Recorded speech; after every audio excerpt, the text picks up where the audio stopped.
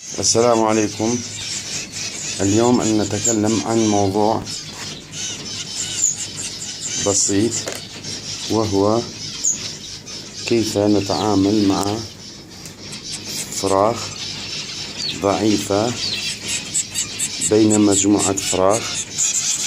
الآن أول ما أنظر إلى هاي الفراخ، بغض النظر عن الحجم، نرى هاي الفرخ عظمة صدره بارز، ليس مثل فراخ أخرى، مع أنه الريش بدأ بالنمو لكنه ضعيف. نلاحظ هنا من هذا الفرخ ضعيف نسبة لهاي الفرخ. مثلا كما نلاحظ هنا يوجد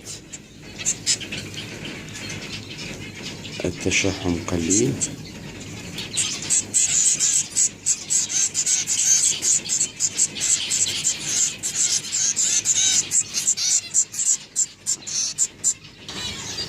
الآن نحضر الأكل للفراخ، نلزقه يدويا كما تلاحظون. ومن المهم جدا أن نضع مولتي فيتامين، لأن هاي الفراخ ضعيفة. هذا مولتي فيتامين نضعه ونبدأ بتحليل أو بحل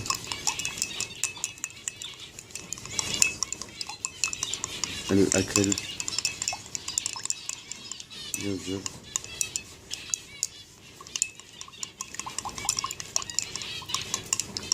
أن يكون بشكل مطلوب، عادة مثل هاي الفراغ اللي يكون عظمة الصدر بارزة.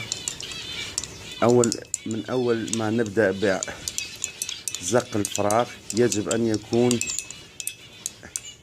الأكل اللي نحضره يكون سائل قليلا، أي ليس هسه هاي يكون جيد.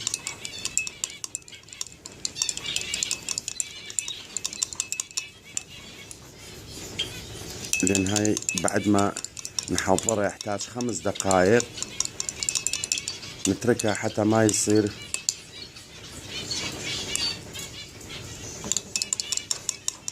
أعتذر هاي كلمة ما أعرفها.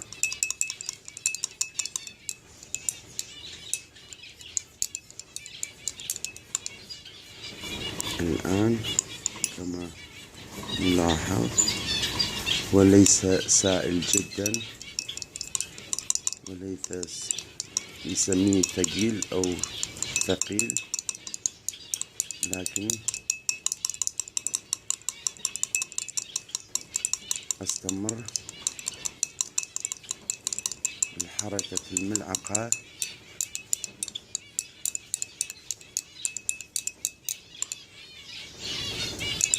وأتركه لدقائق حتى أعرف هل هو بشكل مطلوب أو لا. الآن أصبح بشكل مطلوب، وعادة نتركه بعد كم دقيقة وأضع السرنجة وأسحب. أعتذر لأني أصور باليد وأشتغل باليد واحدة. الآن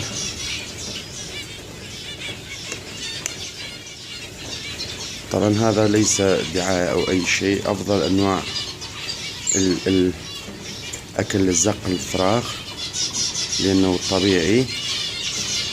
الآن أصبح حاضر وأحاول أجربه إن كان يخرج كما هسه. نطلع على الفراخ.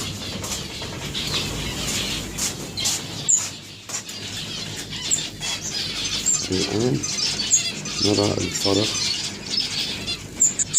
أهم شيء أدخل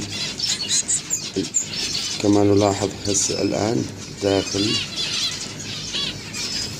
وأطعم الفرغ. بالأول نطعمه بشكل بسيط، لن نطعمه بشكل كبير، لأن حتى الآن أقدر أيضا أطعم هاي الفرخ لأنه صغير الحجم أصغر من آخرين. هاي أطعمه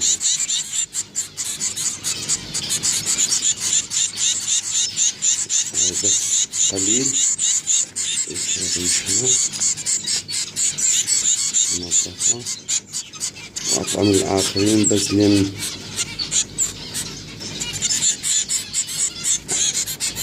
الآخرين قليل منهم. هاي الفرخ كما نلاحظ ما يتحمل يمكن الأكل الكثير، مع إنه يطلب بعض أكل، بس نتركه من أول نطعمه قليل ونتركه كل ساعة نطعمه قليلا مع ملتي فيتامين حتى يصبح عنده تشحم. إذا كان يوم أو يومين نستمر، وبعد ذلك نقدر أن نتوقف عن إطعامه. وشكرا.